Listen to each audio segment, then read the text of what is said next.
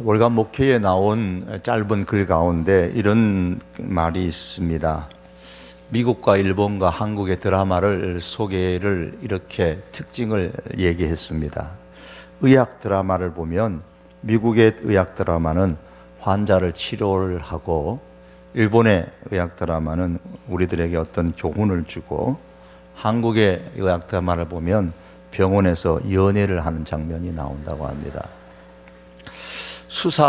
범죄 수사를 하는 이런 드라마를 보면 미국 드라마는 범인을 잡기 위해서 노력을 하고, 일본 드라마는 우리들에게, 시청자들에게 어떤 교훈을 주려고 애를 쓰는데, 한국 수사 드라마는 수사하면서 연애를 하는 거죠.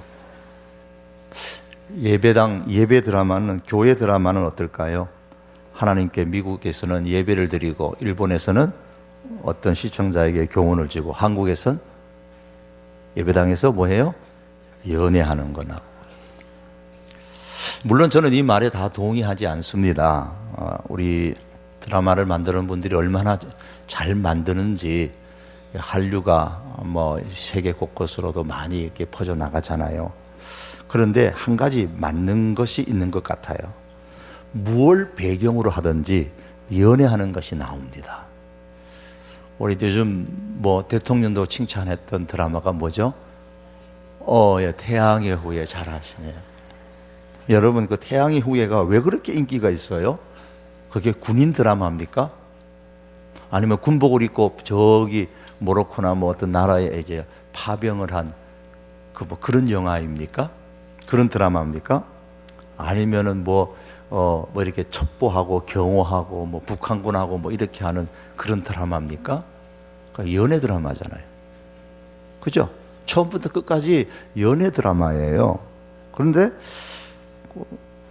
뭐 때문에 우리 대통령께서 이 드라마의 남자 주인공이 송중긴 씨님이 진정한 애국자라고 했을까는 뭐 의도가 있으시겠죠. 그래서 왜 그분이 진정한 애국자인가? 아마 그 드라마의 역할을 많이 잘해서 그런 건지는 모르겠습니다. 군인 드라마든 파병 군인 역할을 뭐 잘하든 이 드라마를 보면 많은 연애 장면들이 나옵니다. 그런데 한국 것만 사실 그런 건 아니죠. 뭐 다른 나라도 마찬가지입니다. 미국도 일본도 그래요. 연애를 빼면 드라마가 안 되는가 봐요. 그래서 그런 생각을 해봤습니다. 신앙생활도 연애하는 것처럼 했으면 좋겠다라는 생각을 해요. 여러분, 우리 교회 성도들이 다 말해요.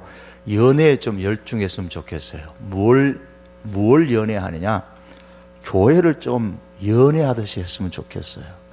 교회를 애인처럼 그렇게 사랑하시고, 교회 생활을 연애하는 것처럼 그렇게 신앙생활, 교회 생활하면 교회 생활 정말 즐겁지 않을까요? 하나님을 애인처럼 그렇게 생각하시고 사랑하시고 연애하듯이 하나님을 사랑하면 우리의 예배가 어떻게 달라질까요? 예배가 왜 이렇게 길어? 라고 말씀하시겠어요? 아니면 예배가 왜 이렇게 많아? 그러시겠어요? 이런 말들은 쑥 들어갈 것 같아요. 한참 남녀가 연애하면서 우리 만나는 게 너무 시간이 길지? 좀 줄이자. 뭐 그러면 좀 이상하잖아요, 관계가. 우리가 일주일에 만나는 횟수가 좀 너무 많지 않나? 그게 좀 이상하지요. 예. 실제로 하나님께서는 우리를 향해서 마음을 다하여서 하나님을 사랑하라고 하셨잖아요. 그래서 마음을 다 하는 게 지금 그 연애 아니에요? 그 마음을 다 안 하면 그 연애는 가짜가 아닌가요? 애인과 연애하는 것 이상으로 하나님과 연애하듯이 마음을 다해서 하나님을 사랑하라 라는 그런 말씀이라 생각합니다. 연애하듯이 하나님을 사랑하는 그 가장 구체적인 결과의 모습이 어디서 드러나느냐? 예배를 통해서 나타나게 되는 겁니다. 두 남녀가 이렇게 연애하다 보면 결국 결과가 어디로 가요? 결혼으로 가요. 결혼이 연애의 하나의 이렇게 산물로 나타나요. 그것처럼 정말 하나님을 마음을 다하여서 연애하듯이 사랑하면 그것이 어떤 모습으로 나타나느냐? 예배의 모습으로 나타나는 겁니다. 오늘 본문의 말씀은 아론과 그의 아들들이 제사장으로서의 위임식을 마치고 처음으로 하나님을 예배하는 제사를 인도하는 모습입니다. 위임식은 7일 동안 했어요. 그 7일 동안 위임식을 하고 나서 8일째 되는 날에 아론과 그의 아들들이 처음으로 공식적인 제사를 드리는 겁니다. 레위기 1장에서 7장까지의 내용을 보면 하나님께서 제사는 번제는 이렇게 드려라, 화목제는 이렇게 드려야 되고, 또 뭐 소제는 이렇게 드려야 되고, 그 제사를 드리는 방법들에 대하여서 하나님께서 구체적으로 말씀하시는 내용들입니다. 그런데 이제 실제로 그 말씀하신 대로 대제사장과 제사장이 하나님께 받은 그 말씀대로 제사를 드리는 내용이 오늘 본문 9장의 내용인 겁니다. 왜 하나님께서는 그의 백성들에게 이렇게 예배를 강조하시는 걸까요? 애굽에서 해방된 이스라엘 백성들이 3개월 만에 도착한 곳이 시내산 아래였습니다. 하나님께서 가나안 땅을 약속하셨지만 그들은 아직 가나안 땅에 도착하지를 못했습니다. 3개월이라고 하면 이스라엘 사람들이 생각하기에 그 과거에 그 애굽에 있을 때에 오고 가는 상인들의 얘기를 기동량에서 들어보면 그 애굽에서 가나안 땅까지 가는 거리가 뭐 그렇게 3개월 걸릴 거리가 아닌데, 몇 주면 갈 수 있는 거리인데 어떻게 된 건지 3개월이 지나는데도 가나안 땅에 가지를 못했습니다. 최대굽해서 겨우 온 땅이 시내산 아래, 거기까지 오는데도 굉장히 힘이 들었습니다. 홍해가 앞을 가로막고 있어서 애굽의 군사들이 뒤쫓아오는 그런 상황 속에서 그들이 정말 살떨리는 두려움도 경험을 했었고요. 또 이런 한 가지 어려움을 해결하나 싶었더니만 얼마 있지 않아서 또 떼양볕에 마실 물이 없어가지고 많은 고통을 또 겪기도 했습니다. 이런 날들이 하루 이틀이 아니었습니다. 광야 땅을 밟고 지나가는 동안 그 자체가 고통이었고 불안한 현실이었습니다. 내일에는 또 무슨 어려운 일이 있으려나? 그들 앞에 어떤 일들이 닥칠런지 미래에 대하여서 불안해하는 사람들로 가득했습니다. 이스라엘 백성들의 입장에서 보면 현재의 그러한 불안의 삶을 해결할 수 있는 최선의 방법이 무엇일까요? 어떻게 하든지 하루라도 빨리, 1시간이라도 더 빨리 가나안 땅에 도착을 하고 거기서 정착된 안정된 삶을 사는 것일 겁니다. 그래서 언제 가나안 땅에 가나? 그게 늘 그들의 염원이었죠.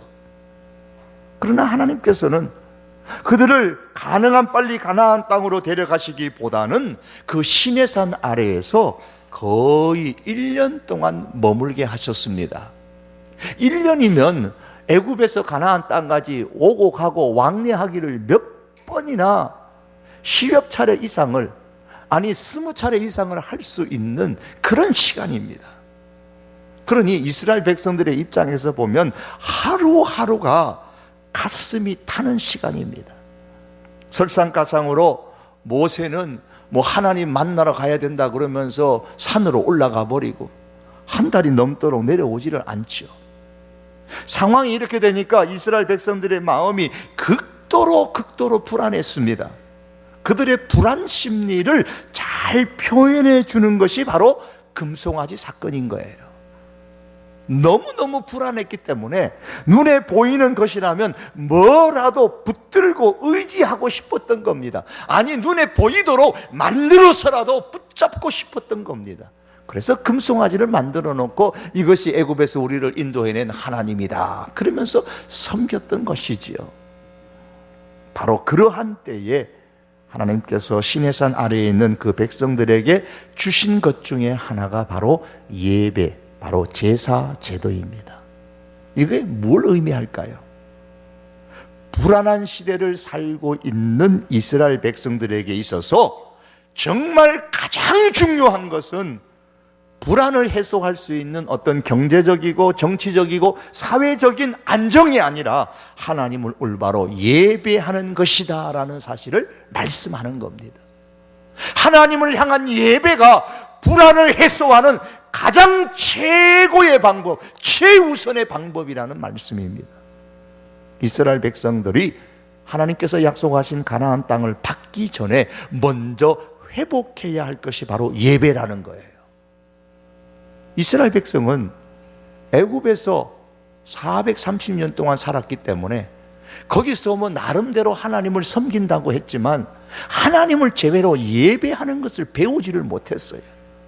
그래서 하나님은 그 백성들이 가나안 땅에 가서 하나님을 예배하는 사람이 되도록 하기 위하여서 그 불안한 가운데서도 예배를 강조하시고 제사 제도를 그들에게 가르쳐 주셨던 겁니다.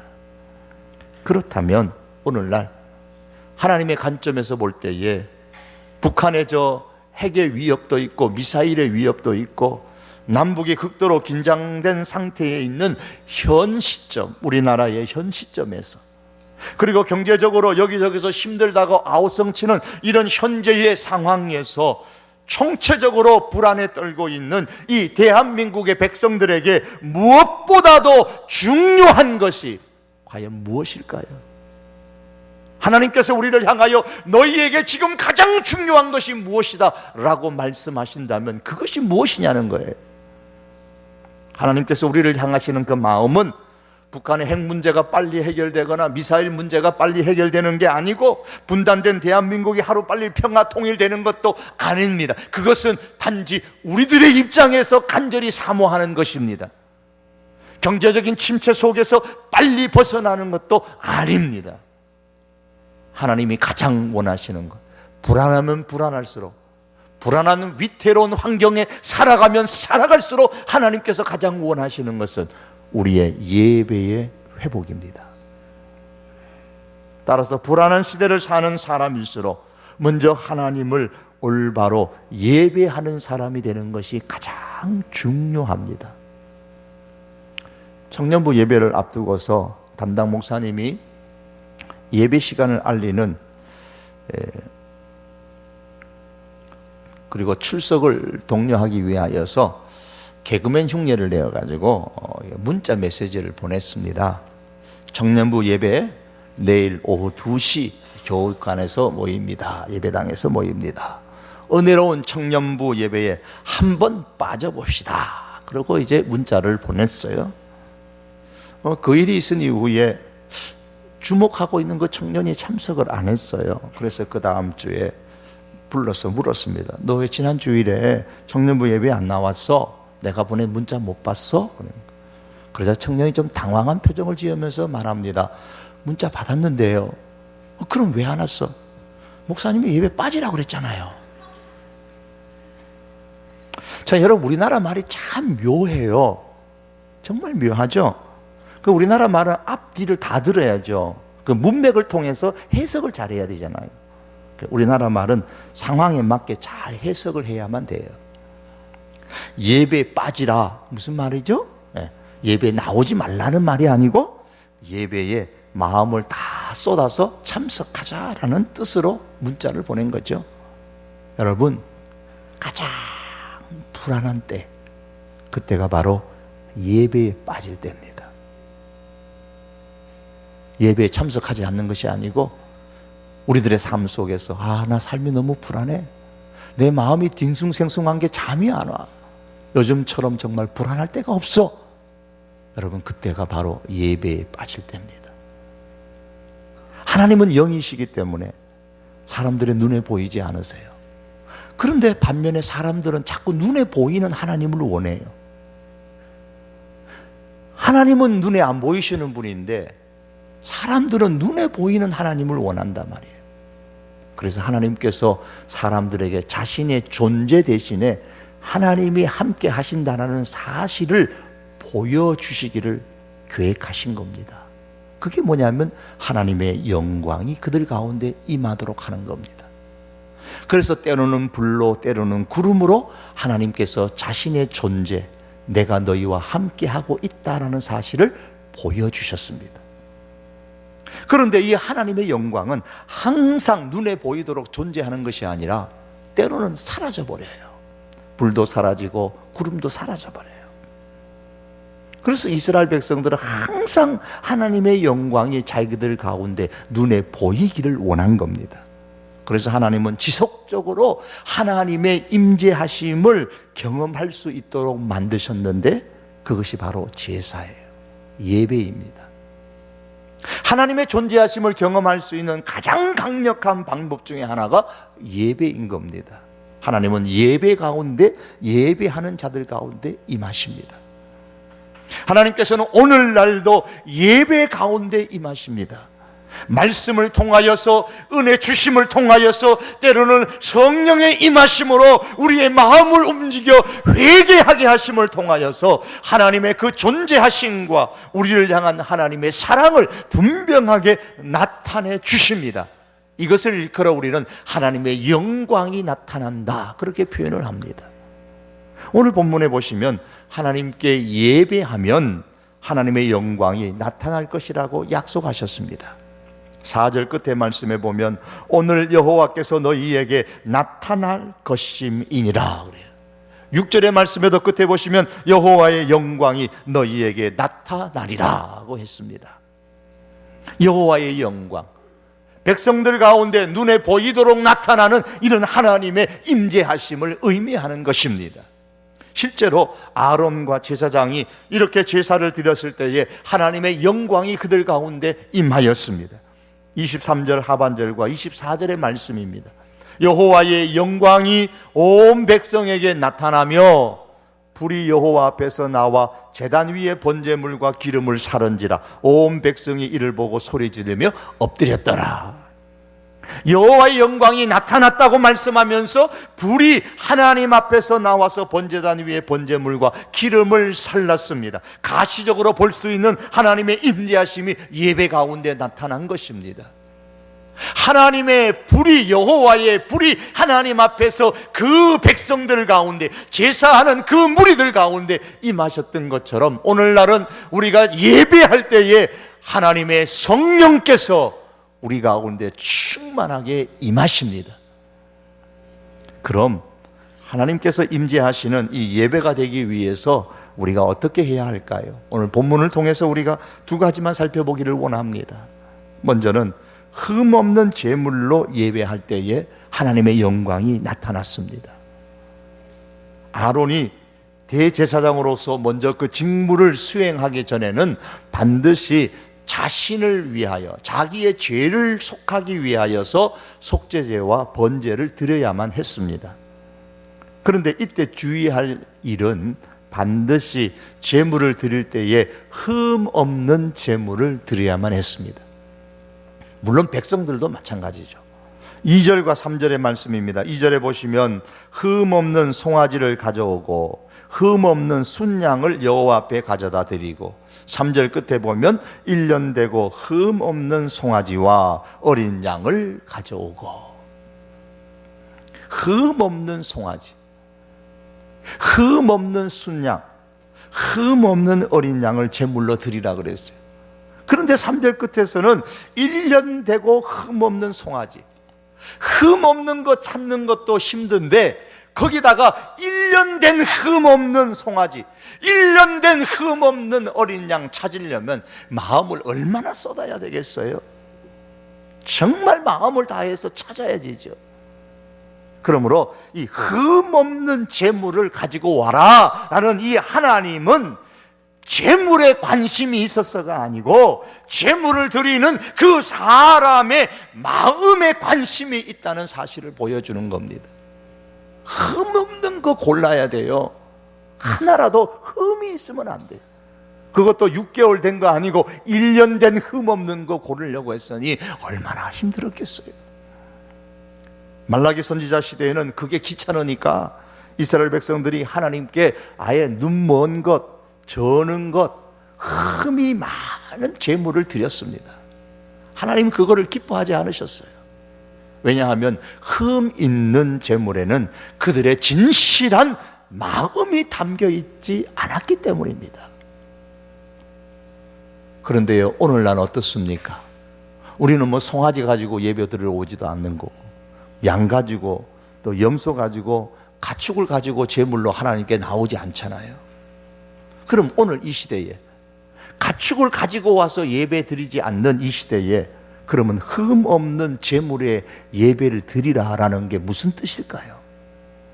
오늘날 흠 없는 제물을 드리는 예배는 예수님을 믿는 진실한 믿음으로 드리는 예배입니다. 우리는 가축을 가지고 오지 않습니다. 다만 흠 없으신 예수님께서 속죄 제물이 되어서 십자가에 돌아가셨기 때문에 죄 없으신 그 예수님을 믿는 진실한 믿음을 가지고 와서 우리가 예배를 드릴 때에 하나님의 영광이 그 가운데 임하시는 겁니다. 하나님이 기뻐하시는 예배가 되고 하나님이 임재하시는 예배가 되는 것입니다. 그러므로 여러분, 우리가 하나님을 예배할 때는 자신을 흠 없으신 제물로 하나님께 드린 이 예수님을 믿는 이 진실한 믿음으로 늘 예배할 수 있기를 바랍니다.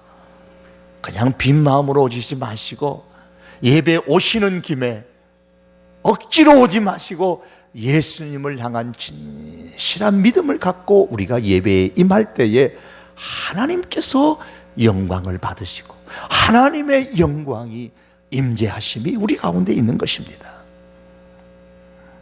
또 다른 하나는 아론이 축복할 때에 하나님의 영광이 나타났습니다. 제사의 마지막은 아론의 축복으로 끝을 맺었습니다. 22절의 말씀입니다. 아론이 백성을 향하여 손을 들어 축복함으로 속죄제와 번제와 화목제를 마치고 내려오니라. 그럼 이 제사가 마쳤습니다. 무엇으로 마쳤습니까? 손을 들어 축복함으로 마쳤다 그랬습니다. 이것이 예배 마지막에 드리는 축복 기도의 기원이 됩니다. 그러면 아론이 이 제사의 마지막에 축복을 했는데 그 축복 기도의 내용이 뭘까요? 오늘 본문에는 나오지 않지만 민수기 6장 22절과 27절에 보면 이렇게 말씀합니다. 여호와께서 모세에게 말씀하여 이르시되 아론과 그의 아들들에게 말하여 이르기를 너희는 이스라엘 자손을 위하여 이렇게 축복하라. 그래서 이렇게 축복하라. 어떻게 축복할 것인가? 여호와는 내게 복을 주시고 너를 지키시기를 원하며 여호와는 그의 얼굴을 내게 비추사 은혜 베푸시기를 원하며 여호와는 그의 얼굴을 내게로 향하여 드사 평강 주시기를 원하노라 할지니라 하라. 그들은 즉 아론과 제사장은 대제사장과 제사장은 이같이 내 이름으로 이스라엘 자손에게 축복할지니 그러면 내가 하나님이 그들에게 이스라엘 백성에게 복을 주리라 그랬습니다. 평강 주시기를 원합니다.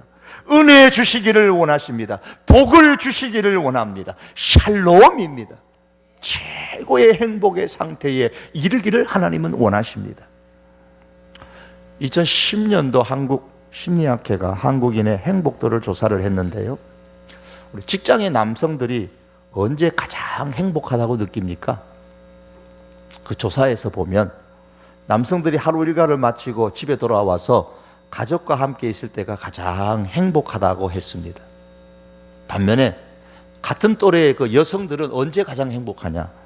남성들이 직장 가고 혼자 집에 있을 때가 가장 행복하다고 합니다. 그럼 어떻게 해야 둘 다 행복하게 해줄 수 있어요? 남편들은 집에 와서 아내하고 같이 있으면 가장 행복하고, 아내들은 남편들이 출근하고 나서 혼자 있으면 행복하다고 하는, 그걸 어떻게 맞춰줘야 돼요? 심각한 문제죠? 하나님께서 그의 얼굴을 우리에게 향하여 그 얼굴을 우리에게 향하여 주실 때에 하나님의 영광이 임하시고 그때가 가장 행복한 때인 줄 믿으시기를 바랍니다. 평강 주시기를 원하노라. 하나님이 평강 주시기를 원하십니다. 우리에게 행복 주시기를 원하십니다. 예배의 마지막이 이렇게 축복으로 끝나는 것을 우리가 볼 때에 하나님께서 이스라엘 백성들에게 예배를 드리라고 하신 목적이 무언가를 보여주셨잖아요. 하나님의 백성을 축복하시기 위해서 예배를 드리라고 하신 겁니다. 하나님은 그의 백성들에게 복 주시기를 원하시는 겁니다. 평강 주시기를 원하시고 은혜 주시기를 원하십니다. 그래서 예배를 드리라고 하시는 겁니다. 아론이 예배하는 백성들을 축복했을 때에 하나님의 영광이 나타났다고 오늘 성경은 말씀합니다. 23절의 말씀입니다. 모세와 아론이 회막에 들어갔다가 나와서 백성에게 축복하매 여호와의 영광이 온 백성에게 나타나며, 하나님의 영광이 백성에게 축복했을 때에 나타났다고 했습니다. 하나님의 복이 그들에게 임했다는 것입니다. 사랑하는 성도 여러분, 예배는 하나님께서 그의 백성들에게 축복하시는 통로인 것입니다. 따라서 예배가 무너지게 되면 우리 성도로서의 삶이 무너지게 됩니다. 예배가 소홀하게 되면 우리 인생이 무기력하게 됩니다. 혹시 여러분 요즘에 나의 삶에 고민거리와 문제가 있다면, 왜 그런 고민거리와 문제가 일어나고 있는지 그 원인을 파악하기 위한 점검표를 한번 만들어 보십시오. 그리고 그 점검표의 첫 번째에 이렇게 한번 기록해 놓으시기를 바랍니다. 나는 하나님께서 원하시는 참된 마음과 참된 자세로 요즘에 하나님을 예배하고 있는가? 나는 예배 가운데 하나님의 영광이 나에게 나타나기를 갈망하는 마음으로 예배를 드리고 있는가? 나는 정말 하나님께서 예배 중에 은혜 주시기를 간절히 사모하며 예배를 드리고 있는가? 우리가 그 질문을 한번 우리 자신에게 스스로 해볼 수 있기를 바랍니다. 한 가지 말씀을 드리면서 예배를 마치기를 원합니다. 미국의 하워드 핸드릭스라는 박사가 아주 유명한데요, 특별히 이분은 늘 공부하는 것으로 유명한 교수였습니다. 그런 이미 뛰어난 학자로서의 명성을 가지고 있었습니다만은 언제나 공부하는 것을 쉬는 법이 없었습니다. 하루는 학생들이 물었습니다. 교수님, 뭐 때문에 그렇게 공부를 열심히 하십니까? 교수님이 지금까지 알고 계시는 것만으로도 우리에게 충분하게 다 가르치고 또 가르쳐도 남을 텐데 왜 그렇게 열심히 공부하십니까? 이 질문을 하면서 학생들이 내심 이런 대답이 나오지 않을까 생각을 했대요. 어떤 교수로서, 학자로서의 어떤 큰 업적을 남기기 위해서, 아니면은 어떤 새로운 이론을 다시 정립하기 위해서 이런 대답이 안 나올까 생각을 했는데 교수님이 의외로 이런 대답을 하신 거예요. 바로 자네들 때문이야. 나는 내 수업을 듣는 학생들에게 고인 웅덩이가 아닌 흐르는 시냇물을 마시게 해주고 싶네. 또 하루 지난 빵이 아니라 갓 구운 빵을 먹이고 싶어. 그래서 내가 매일매일 공부한다. 그런 대답을 하셨답니다. 사랑하는 성도 여러분, 우리를 향한 하나님의 마음이 그렇습니다. 하나님께서는 매일매일 은혜를 주시기를 원하시는데 고인 웅덩이에 있는 물과 같은 은혜가 아니고 흐르는 시냇물과 같은 그런 신선한 은혜를 우리에게 항상 매일 매 시간 공급해 주시기를 원하십니다. 이를 위해서 예배하라고 말씀하시는 겁니다. 그러므로 여러분, 예배는 신선한 은혜를 받는 축복의 통로입니다.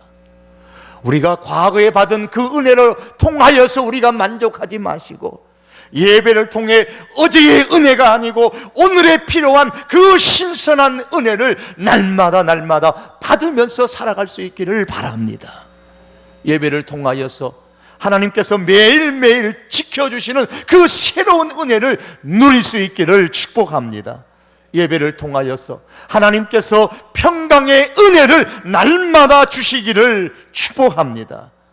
이를 통해 하나님께서 우리의 삶 가운데 임재하시는 그런 삶의 축복이 우리들의 모든 생활 가운데 넘치시기를 주님의 이름으로 축복합니다.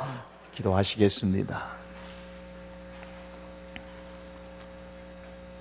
우리에게 축복해 주고 싶으셔서, 은혜 주고 싶으셔서, 평강 주시기를 원하셔서 어제뿐만 아니라 오늘도 주시려고 예배하라고 말씀하시는 하나님, 무엇보다도 불안한 시대를 살아가며 예배의 회복이 가장 우선이요 중요한 것임을 저희들 다시 한번 깨닫고 날마다 예배를 통하여 하나님께서 흐르는 시냇물과 같은 그런 주의 은혜와 복을 우리에게 매일매일 공급하심을 경험할 수 있는 저희들의 신앙의 삶이 되게 하여 주시옵소서.